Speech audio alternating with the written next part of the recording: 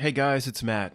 Yes, you are looking at David Carradine, one of the worst actors of all time. This is not a video about David Carradine. Could you imagine if I made a video about David Carradine? This is a hodgepodge. A lot of people send me a lot of interesting things, emails. I'm going to start light with this and then go on to some other things people sent me about the nature of reality itself. Much more serious, but it's best to start light. So we all have seen this, the Kill Bills are some of the worst movies ever made. And yeah, the original Kung Fu was interesting, but there was no acting there. Anyway, so the first one from Rich, he says, Matt, do you remember David Carradine, the former Hollywood guy starting Kung Fu? His last big film was Kill Bill. You may recall the story of his humiliating death. Found naked in 2009 in a Thailand hotel with a rope around his neck and other parts. He made a crucial miscalculation while trying for that ridiculous near-death masturbation orgasm that we occasionally hear about. We've all heard stories like that. It says, maybe it was an accident, as it was reported. Probably not. Maybe he was murdered, possibly. I lean towards the possibility that he has been enjoying an idyllic retirement with Prince Bowie Epstein, and he had to go along with the humiliating story of his demise and potentially enjoying the many perks of faking one's illuminous death. Okay, now what makes the latter hypothesis more compelling? Here's why I'm showing you this. This is incredible. Is his song A Great Big Cosmic Joke? Like 30-some years ago, David Carradine wrote this song called A Great Big Cosmic Joke. Now, it is one of the worst songs you'll ever hear. I'm going to try to play like 5 seconds of it. Could you imagine if I got some sort of a CR issue from what I'm about to do when people are reviewing the last 3 Star Wars, showing an hour of the movie for each review? But it's possible. I almost feel like I should hum over it. Let me go over here, play what I can. Somebody has the record, they put it on their record player and has a giant skull on the top. And this isn't the David Carradine channel or anything like that. Here we go. It's just a great big cosmic joke, but don't you know? I'm going to break it up just so there's no CR issue. It's just a great big cosmic joke, don't you know? Oh my God. It always hurts when I laugh. It's just a great big It always hurts when I laugh. Ha ha ha! He laughs. He has this forced laugh several times in this song. As Rich said, it is absolutely cringeworthy. So let's go back here and okay. Now, sometimes we'll move off the David Carradine story in a moment. It's good to start light, but sometimes Prince was killed in an elevator, or Whitney Houston in the bathtub, and her daughter in a bathtub, and Chester, whatever, Lincoln Park. He's a podesta. We hear all these things about these celebrities. The 26 Club or the 27 Club or whatever it is, and we always go back and forth. Well, were they ritualistically sacrificed, and they knew it was time to pay the man? They knew this day was coming, Chris Cornell, or are they just on with David Bowie's own private Idaho somewhere? And we go back and forth. And we need to do a whole video, a voting video, where you all vote. Are these people really dead, or are they alive? For most, I tend to favor the continent on this plane of existence that exists that's not on a map. I favor the David Bowie. Bowie is number one in this category to me, that there's just no way he really died. The whole story of David Bowie's illness is absurd to me. Then with the Black Star and the Lazarus songs and album, I mean, give me a break. We'll talk about that some other time. The point is here, nobody listening to this channel is going to believe what the news story presents. I mean, whether we debate that he went off somewhere, or he faked his death, or he had to pay the man, it was ritualistic. Nobody here, if in just 5 seconds of investigation, is going to believe the news story. And as usual, let me just one more minute go over here. As usual, as you look into the Wikipedia or just poking into it a little bit, it breaks down as so absurd. Of course, you've got the great big cosmic joke. You've got the stupid song 20-some years ago, and then you've got the Wikipedia on his death. June 3rd, 2009, at age 72, Carradine was found dead in his room at the Swiss blah, blah, blah hotel near blah, blah, blah in Bangkok, Thailand. Bangkok, Thailand. He was in Bangkok to shoot his latest film titled Stretch. Stretching himself in the closet. I mean, come on. A police official said Carradine was found naked, hanging by a rope in the room's closet, causing immediate speculation it was a suicide. Blah, blah, blah, blah, blah. And then it says here, two of his former wives stepped forth, Gail and Marina, and stated publicly that this is the more humiliation, that his sexual interests included the practice of self-bondage. And then they figured, oh, he was just trying to get off in the closet. Like, you couldn't tell. Is this a suicide? Like, there's no difference when you come across a man in a closet with a rope, whether he's trying to get off or it's suicide. They look exactly the same to a police official. Yeah, okay. I mean, give me a break. Look at this. Wrongful death suit. I mean, it just goes on and on and on as whoever, I don't know, whatever occupied the David Carradine avatar spiritually, whether it's the same as you or and me or not, probably not, but as they move out towards the screen, as one's life, whether these people are real or not, get closer and closer to the screen, the circumstances regarding everything become more ridiculous. So it can't just be as simple as his death getting off in a closet in Bangkok, Thailand. We have a wrongful death suit. On the anniversary of his death, Carradine's widow, Annie, filed a lawsuit against the company that produced the film Carradine was working on at the time of his death. And you're thinking right now what I was thinking when I first read this. If the dude was, this is whether, no matter what happened, what we speculate, that's something different. The official story is what everybody's going to go with, including the basis of the wrongful death, that he's trying to get off in the closet and killed himself. That's the official story. So you're reading this, I'm reading this, going, how could there be a wrongful death suit? What could the damn company that was making the movie have to do with him trying to get off in the closet with a rope? Let's just continue. The lawsuit claimed that the company failed to provide assistance to the actor that had been agreed upon in his contract. What? The suit alleges the assailant left him behind. Wait. The suit alleges the assistant left him behind for dinner on the night before the actor was found dead. The assistant and other film staffers apparently could not reach Carradine and decided to leave without him. Carradine called the assistant an hour later, but was told the group was across town and he would have to make his own arrangements that evening. Okay, she won $400,000. Guys, who knows how this reality script, was there real people listening and weighing evidence on both sides and found that the company putting the movie together was wrongful? No, come on, no. So, I mean, could you imagine any attorney, forget passing the bar, any attorney that got some law degree at the bottom of a Cracker Jack used to get some little booklets every so often. The law degree at the bottom of a Cracker Jack booklet. Some fifth grader could step forth and say, so let me get this straight. They left him behind to eat dinner, a grown man in his 70s at this point. He was filming a movie. He wasn't dementia or anything like that. A grown man can't eat dinner by himself. And then this grown man took it upon himself to go back to the hotel room and perform some sort of perverted whack-off ceremony with a rope, killed himself, and the production company is responsible. Yes, we find the production company responsible. They should be there with him at all times. When he's having trouble whacking off, they should be there to take care of it. We find in favor of the, not the defendant, we find in favor of the grieving widow and the claimant, $400,000 for the widow, Annie, because of Carradine's wrongful whack-off death.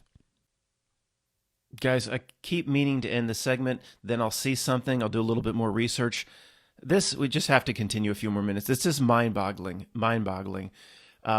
This to me, is one of the worst actors of all time. He's horrible in Kill Bill. I mean, you could have put anybody in there, anybody.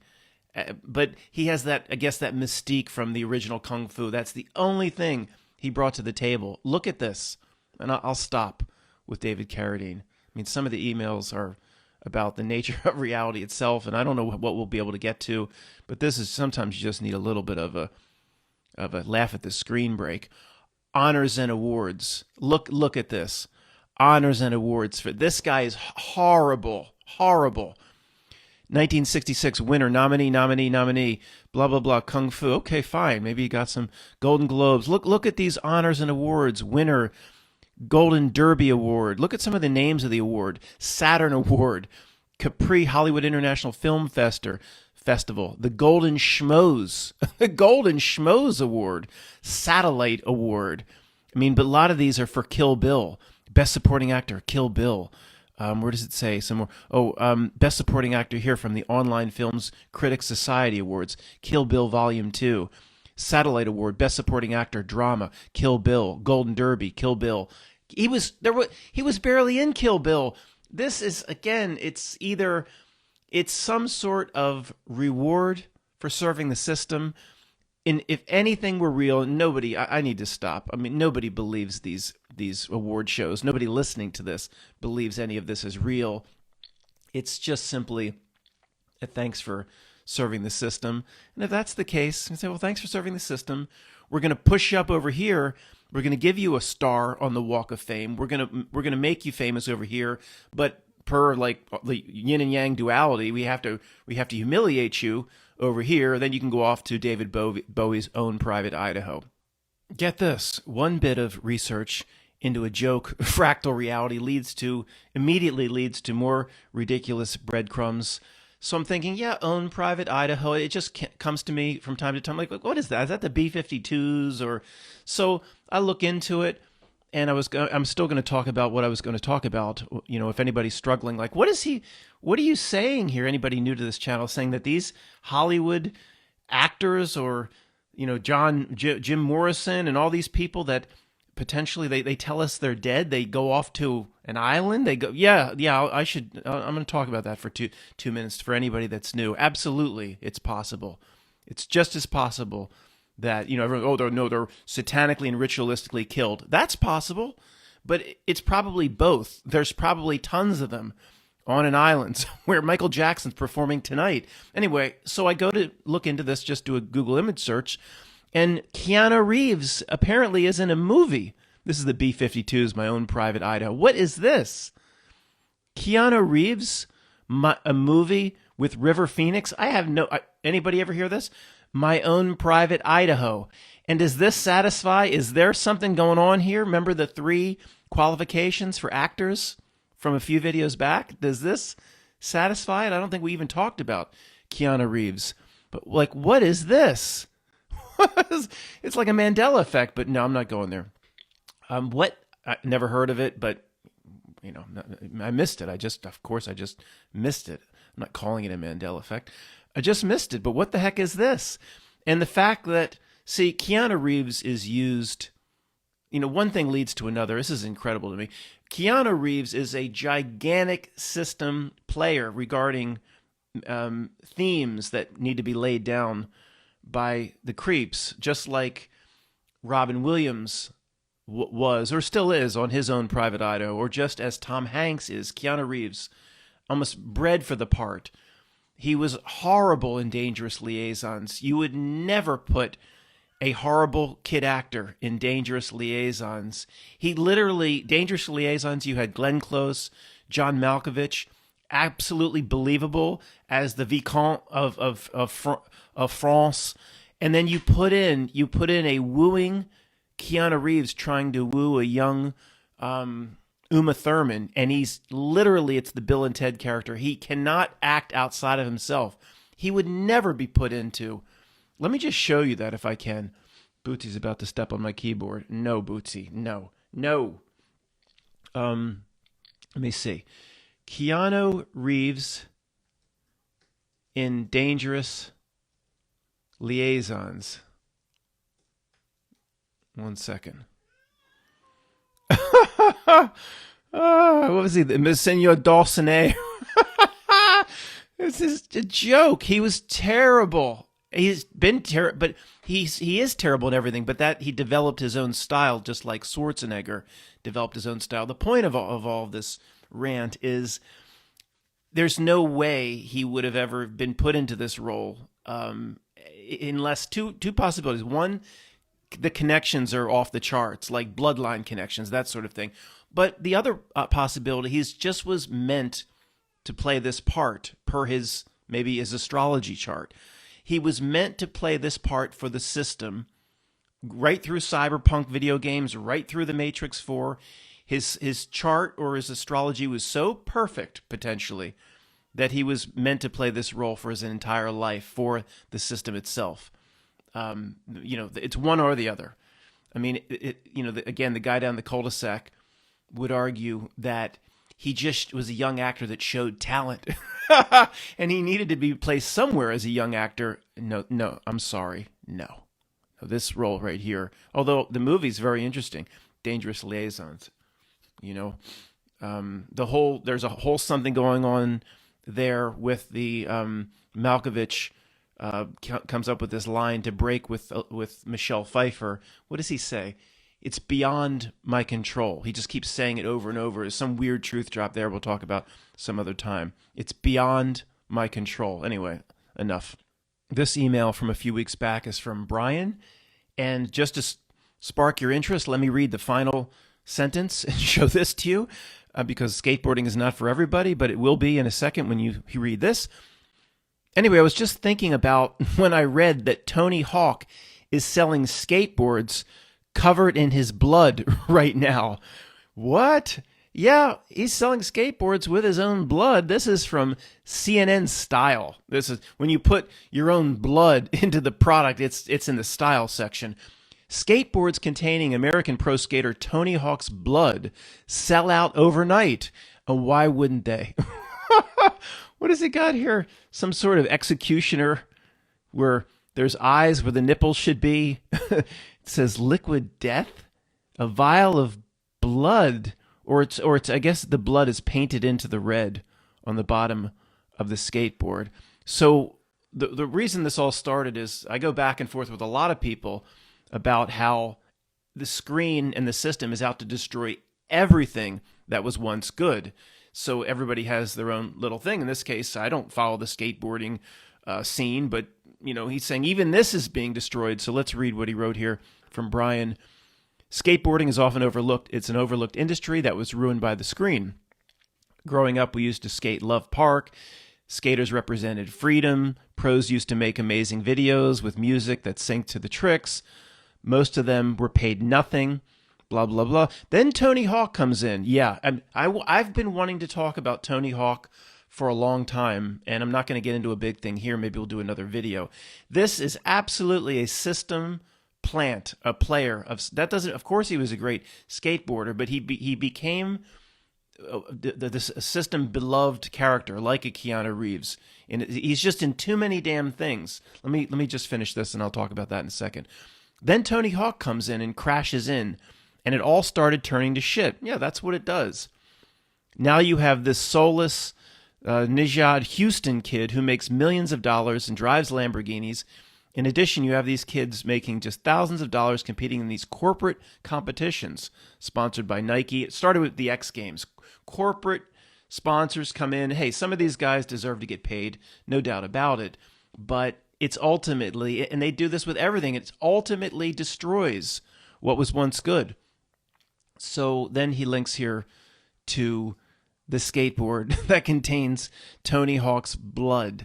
And guys, I first started noticing it when Tony Hawk has this little cameo, and I'll move off this in 2 minutes, guys.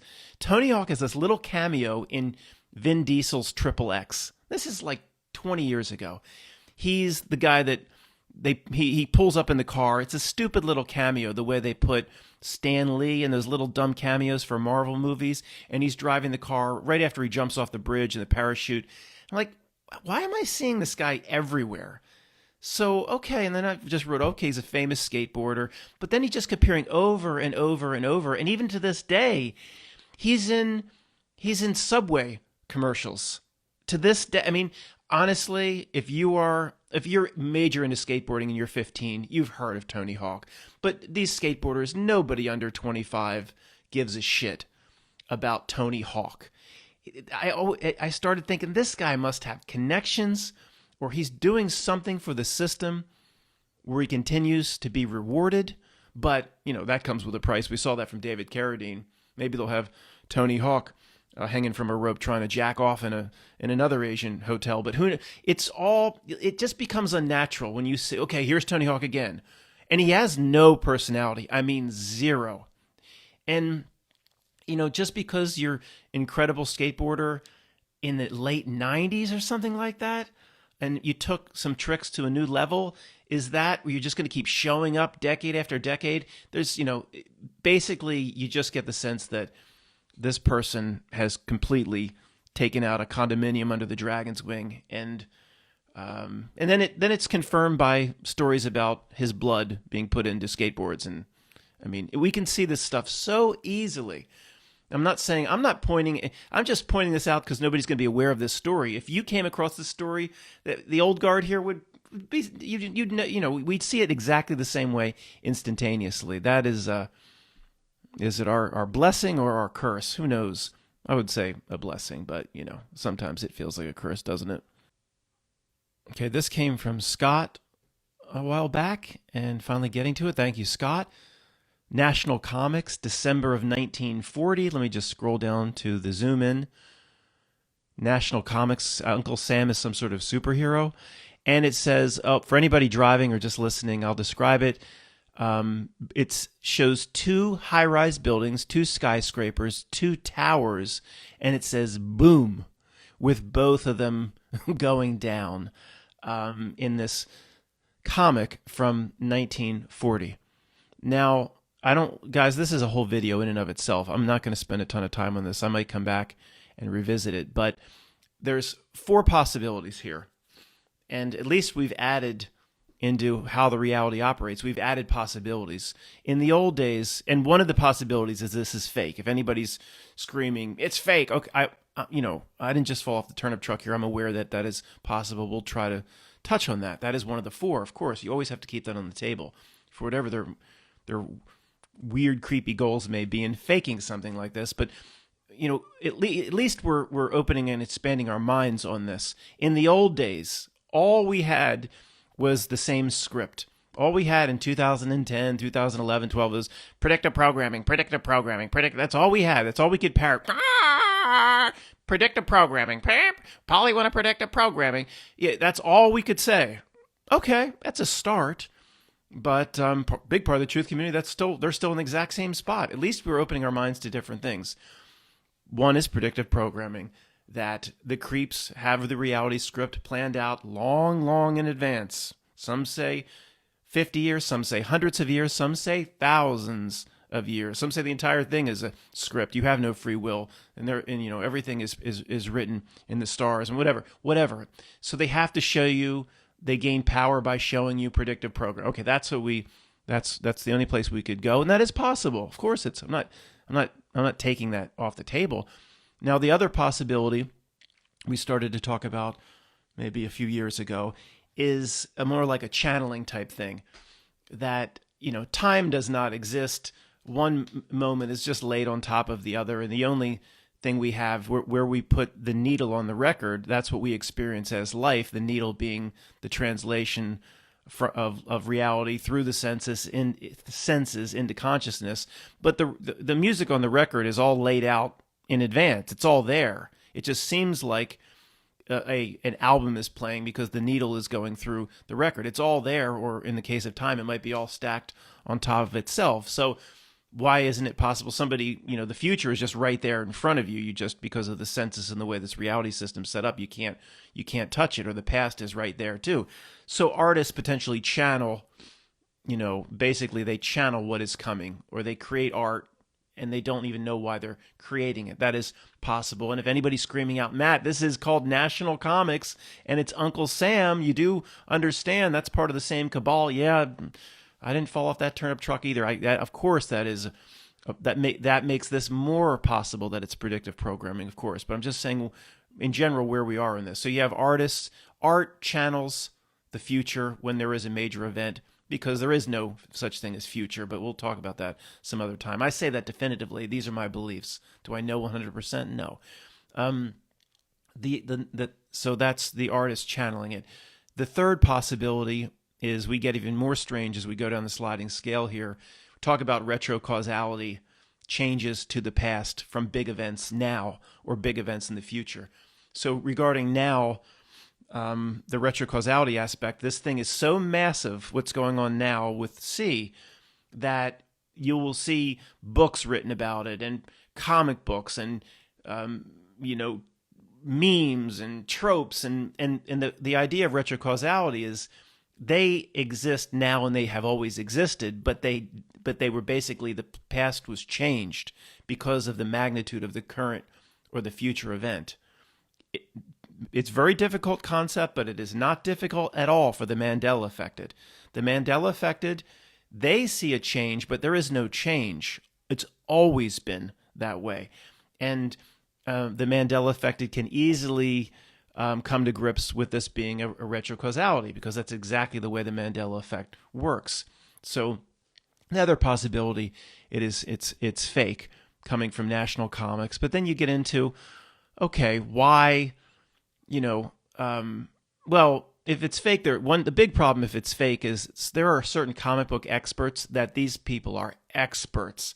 They know, they know everything about, there's like, they're mostly men. So I'm going to say guys, I'm sorry. It's mostly men that are huge. There's like 200 guys in the United States that basically like are Rain Man geniuses about comics. We would probably be able to say, they would know in an instant whether this was real or not. That's what I'm saying.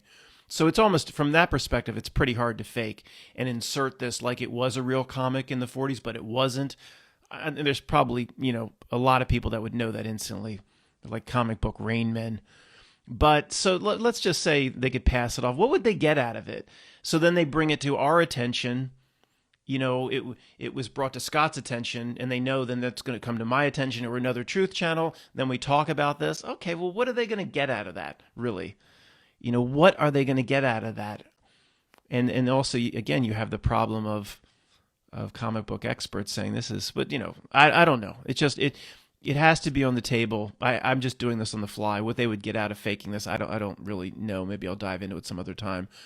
But either way, whether this is legitimate or not, we have hundreds and hundreds and hundreds of examples in art now that predicted the 2001 event.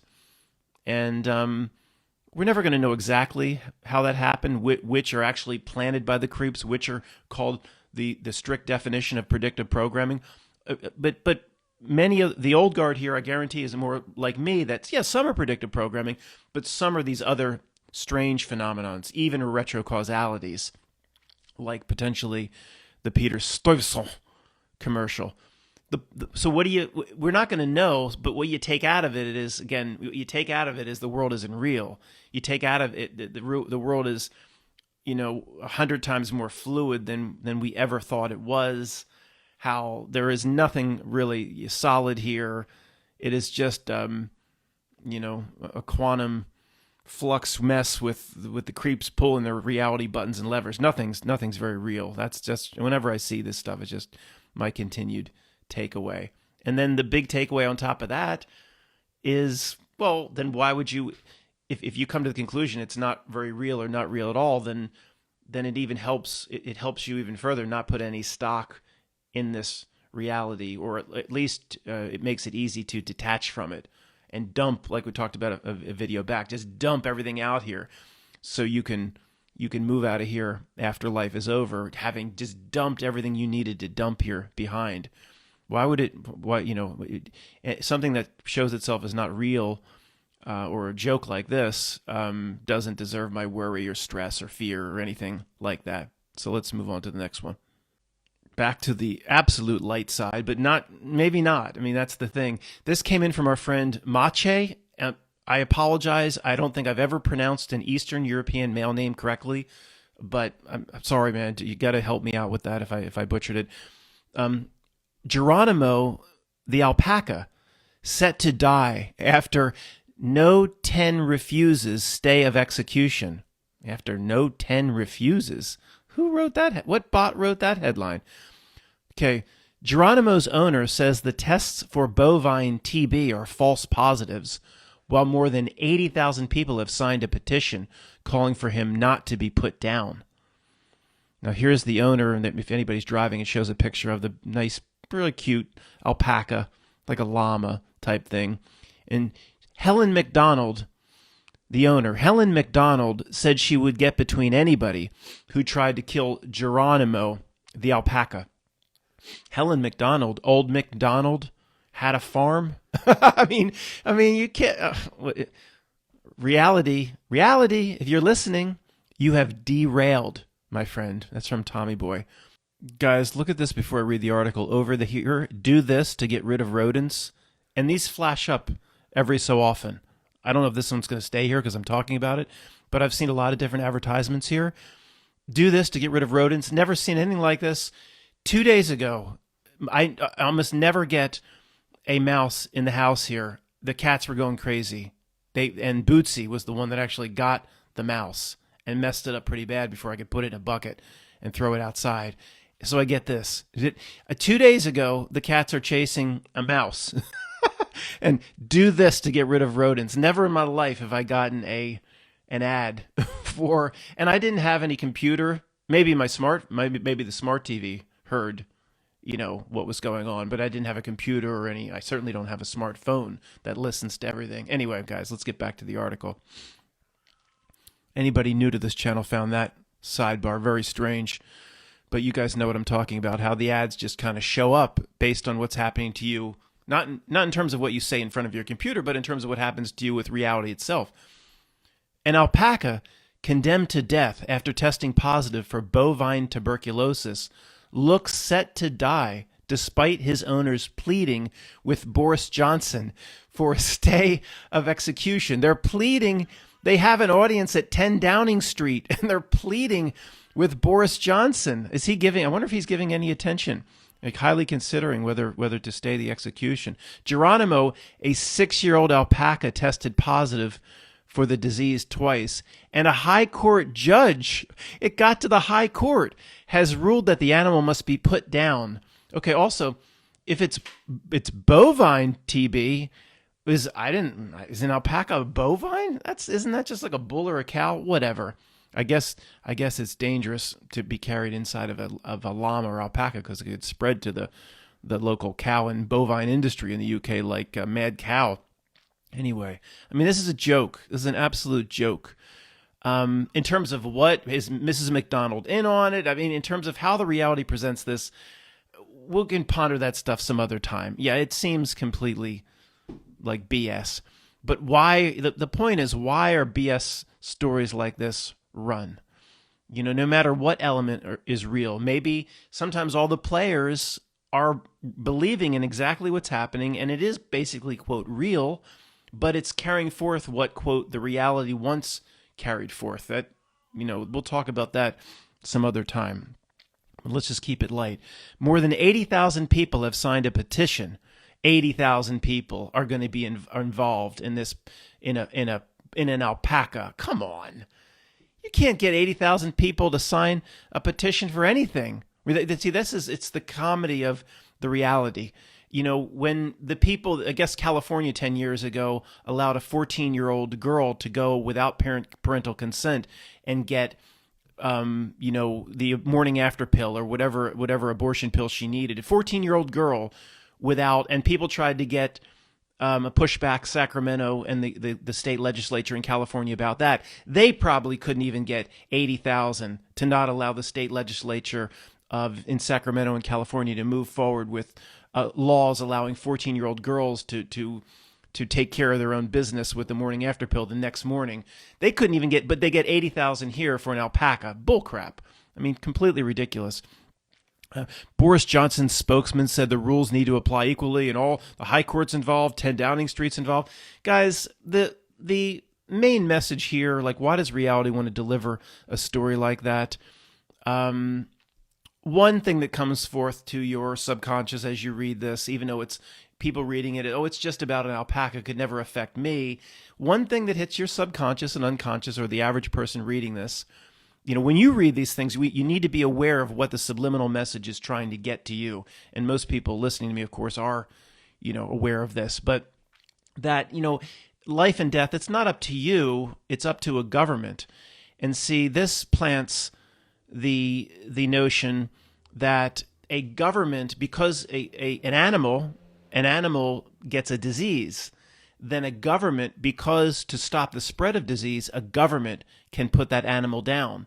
We've always been told human beings, we are animals, we've been told. So we in the subconscious might relate that deep down, and people reading this article would be smiling or laughing, or not laughing if they feel for the alpaca, but they would see it as very light. But is the subconscious message that they're getting, the average person reading this, that, if I get a new rare disease, will government be able to put me down? The reality takes tiny little steps towards totalitarianism over a very, very long period of time.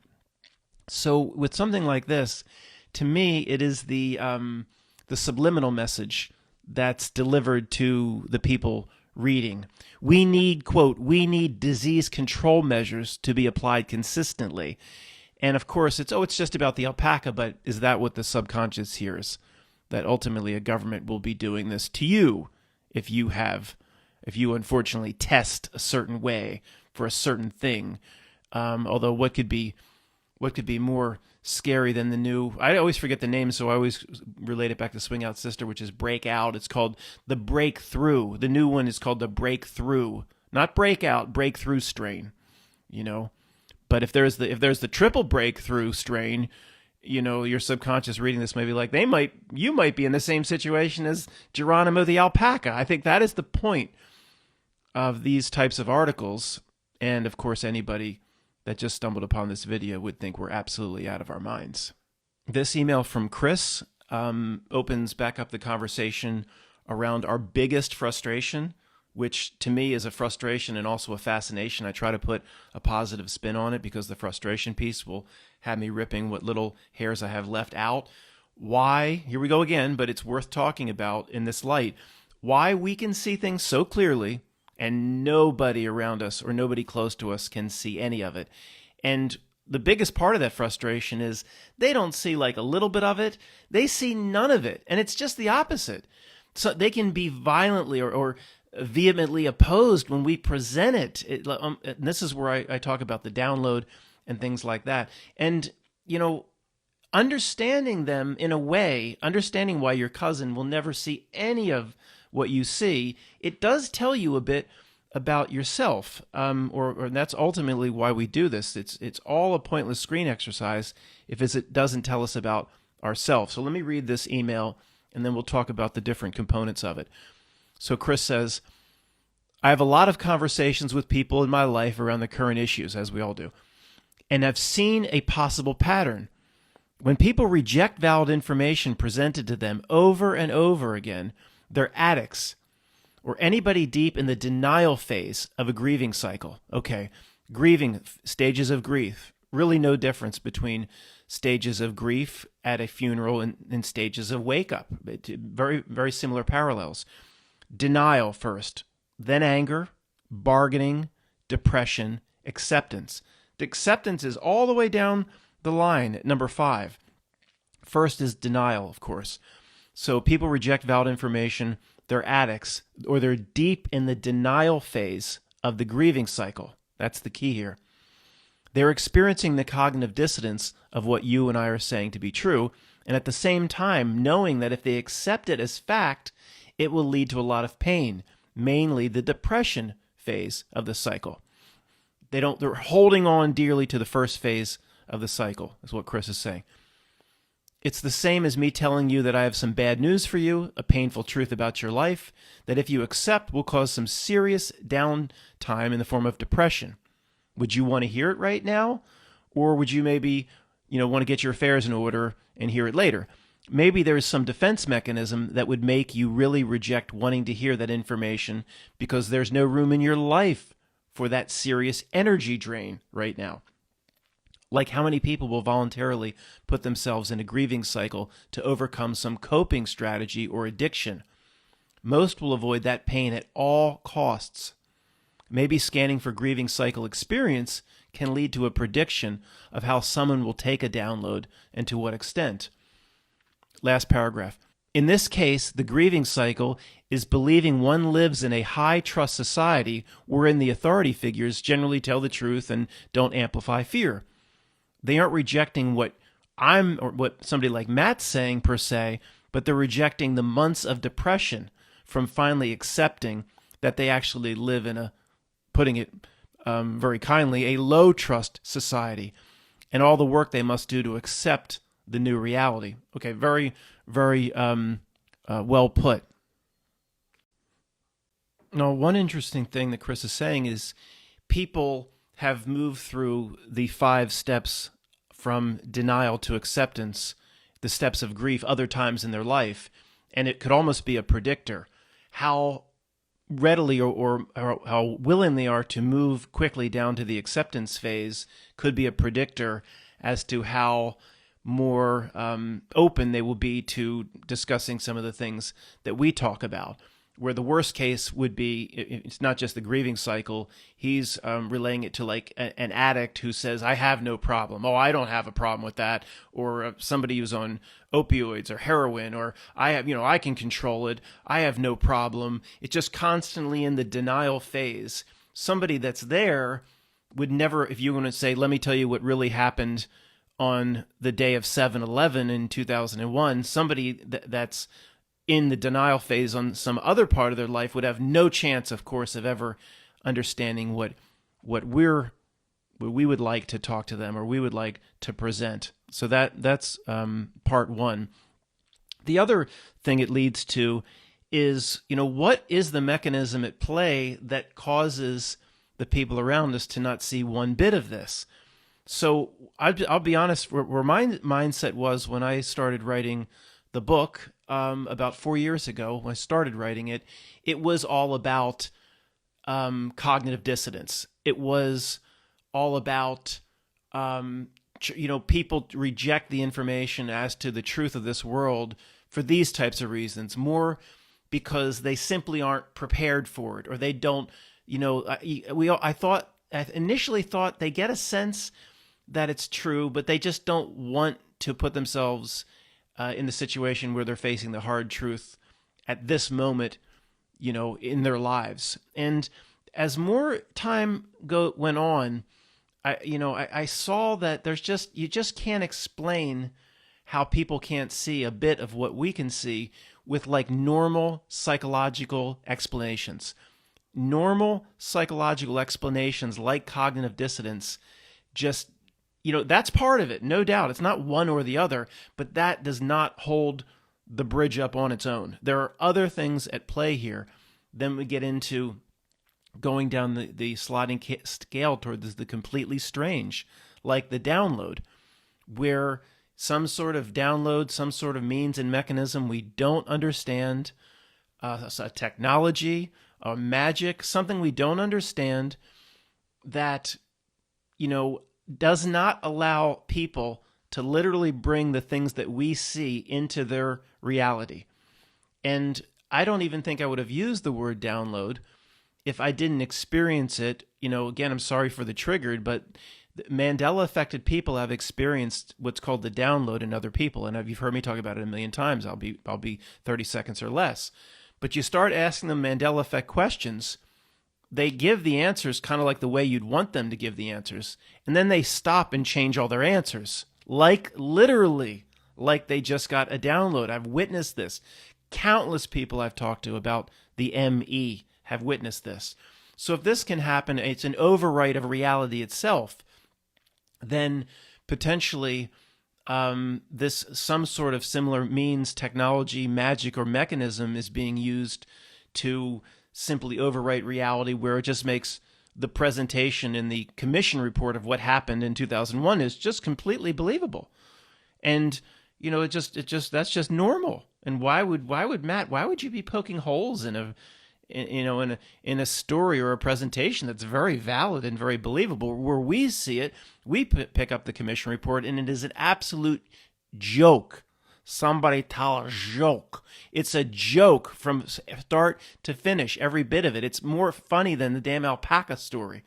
So, it's the other aspect of why, if it was just about psychology or latching on to denial, there is one part, and this could be at play it too. It's not one or the other.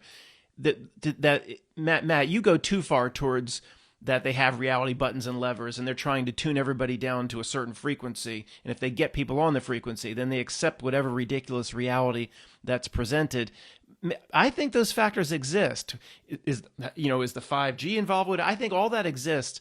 But just to continue this conversation more on the, if it's not the creeps with all their buttons and levers, more doing it just within the human psyche. There's one other explanation we haven't talked about much. And it has to do with the power of the subconscious or unconscious mind. I mean, we all see that. Let's just do it 1 minute. The part of the brain that I'm talking in, the thinking part of the brain, the part that just spouts out this dumbass English, that is the dumbest part of what we are. No doubt about it. The subconscious, unconscious can regulate blood sugars and heartbeats, and it knows when to sweat. And I mean, there's all these millions of processes going on, and impossible calculations of blood chemistry, things that we just can't even fathom in the little idiot thinking part of the brain. So I have to assume that part of the mind is more powerful by a factor of 10 to the whatever power, more powerful by a factor of 1,000,000 across the board. So would that side be more attached or in sync with what your spiritual self wants, your higher self wants, what depending on your beliefs, what God wants, what the part of you that's not here wants? And it could be as simple as, some people would come to me and say, people have to go through this process. A Buddhist would say they have to repeat this, thousands and thousands of lifetimes or more. And maybe the subconscious, unconscious knows that they're simply not ready. The person itself needs far more experience in this lifetime or the next. And they're simply, you've got these generator beings who are old souls around here ready to graduate. And the subconscious or unconscious of the person, your cousin, knows what's going on, but is like, as a whole being, saying, we're not ready to hear this. We're not ready to graduate. We're not ready. It's like we're at maybe like 12th grade. We just understand calculus, and we're running down to the kindergarten class trying to say, look at this calculus. And they're not going to get it. That's a bad example. But even if they could get it, parts of them saying, we're not ready for that. It's a bad example. We're not ready to hear that. This spiritual journey has just started for certain people here. And it completely cuts the information off. The subconscious or unconscious mind doesn't allow, like lost in translation, it doesn't allow any bit of it to seep into that person's reality. Now, is it that simple? No, I think it's a combination of factors, though, and I think I'm not taking the download off the table. In every month that goes by, my belief that there's some sort of mechanism here, or some sort of magic, or some sort of weird reality button or lever that wants people tuned to a certain frequency. And when it gets people tuned to that frequency, they'll believe anything. Now, not everybody's exactly on the frequency, so it has to try kind of hard. But, it's a combination of factors. It's a combination of factors. But ultimately, why your cousin can never see one bit of the common sense you present is not really a direct line item in your personal journey, what you need to do here for yourself, way by yourself. It doesn't matter. We don't ever have to truly understand why our cousins operate, or our spouses in many cases can't see a bit of what we can see. But one of the simpler answers is they're just starting their spiritual journey. Don't rush it. They got a long way to go. And a lot of religions would say multiple lifetimes or thousands of lifetimes. You could be an old soul just because you're ready to graduate. Don't force the graduation cap on your brother or your sister. They're still using coloring books in first grade. Leave them alone. And that is a much better, more healthy way of going about it. Anyway, that's everything, guys. I'll be back. I think. Let's see. Well, I'm not sure. Rob will definitely load a free voice video tomorrow or Sunday at the latest. It'll be Sunday at the latest. I might make a YouTube video tomorrow and a few other things I want to cover, but there'll definitely be a free voice video this weekend. Sorry we missed last weekend. Thanks.